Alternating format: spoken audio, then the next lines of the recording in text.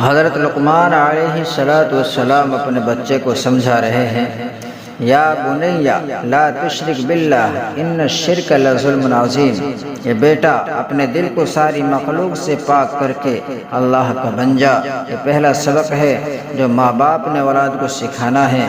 شرک بڑا ظلم ہے، کسی کا مال چھیننا ظلم نہیں، سب سے بڑا ظلم شرک ہے۔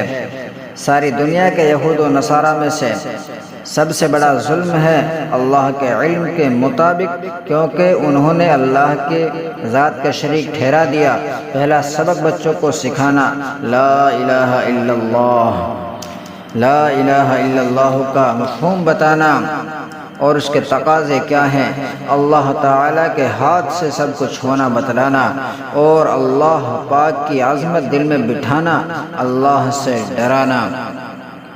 میرے بیٹے گناہ کرتے وقت یہ ضرور سوچنا کہ اللہ دیکھ رہا ہے۔ یا بنیا انہا ان تک مثقال حبۃ من خردل فتکن فی صخرۃ او فی السماوات او فی الارض یأتی بها اللہ۔ بیٹا یاد رکھنا، گناہ کرو گے یا برائی کرو گے یا اچھائی کرو گے، پہاڑ کے اندر چھپ کے کرو تو اللہ کو پتہ چل رہا ہے، اور وہ رائی کے برابر برائی یا اچھائی ہے، یا زمین کے اندر گھس جاؤ وہاں بیٹھ کر کرو کہ کسی کو پتہ نہ چلے، یا آسمان پر چڑھ کے کرو پھر بھی تیرا رب تجھے دیکھ رہا ہے۔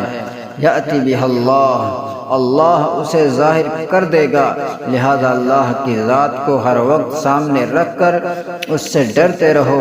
جنید بغدادی رحمۃ اللہ علیہ کے پاس ایک آدمی آتا ہے کہ نصیحت فرمائیں، تو جنید بغدادی رحمۃ اللہ علیہ نے فرمایا، بیٹا گناہ کرنا ہے تو وہاں چلا جا جہاں اللہ نہ دیکھتا ہو۔ کہا اللہ تو ہر جگہ دیکھتا ہے، تو فرمایا پھر گناہ کرنا ہی چھوڑ دے، جب اللہ ہر جگہ دیکھتا ہے تو توبہ کر لے۔ تیسری نصیحت ولا تمشی فی الارض، اور تکبر سے چلا بھی نہ کر۔ کس طرح سکھا رہے ہیں؟ آج کل کوئی ماں باپ ایسی تربیت کرتے ہیں، وقصد فی مشیک، اور اپنے چلنے میں بھی عاجزی سے چلا کر۔ چوتھی نصیحت وغضض من صوتک، منہ اور گلا پھاڑ کے بات نہ کیا کر۔ ان انکر الاصوات لصوت الحمیر، سب سے بری آواز گدھے کی ہے جو سب سے زیادہ منہ پھاڑتا ہے۔ اولاد کے مسائل کا حل بتایا کہ اپنی اولاد سے سیکھ لینا، اپنی آنکھوں کی ٹھنڈک بنانا ہے تو انہیں بھی ایک ڈگری کی ضرورت نہیں ہے، بلکہ ان کو ان صفات کی ضرورت ہے۔ یہ صفات ان کے اندر پیدا کرو تو بھائی اللہ کے علم کے تابع ہو جانا، یہ ہماری دنیا اور آخرت کے مسائل کا حل ہے۔ اور اللہ کے علم سے بغاوت کرنا اور اپنی تربیت اور اپنی ترتیب قائم کرنا، یہ دنیا اور آخرت کے مسائل کی بربادی ہے۔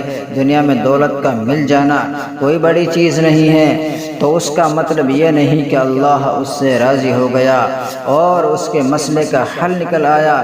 کبھی اللہ خوش ہو کے دیتا ہے، کبھی ناراض ہو کے دیتا ہے، کبھی خوش ہو کے لے لیتا ہے، کبھی ناراض ہو کے لے لیتا ہے، اس کا کوئی اندازہ نہیں ہے۔ جیسے کہ اللہ نے سلیمان علیہ السلام کو حکومت دی خوش ہو کے، فرعون کو حکومت دی ناراض ہو کے، اور بدر میں بھوکے شہید ہو رہے ہیں تو اللہ ان سے ناراض ہے؟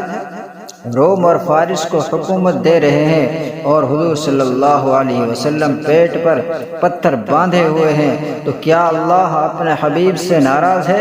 نہیں نہیں نہیں، راضی ہے۔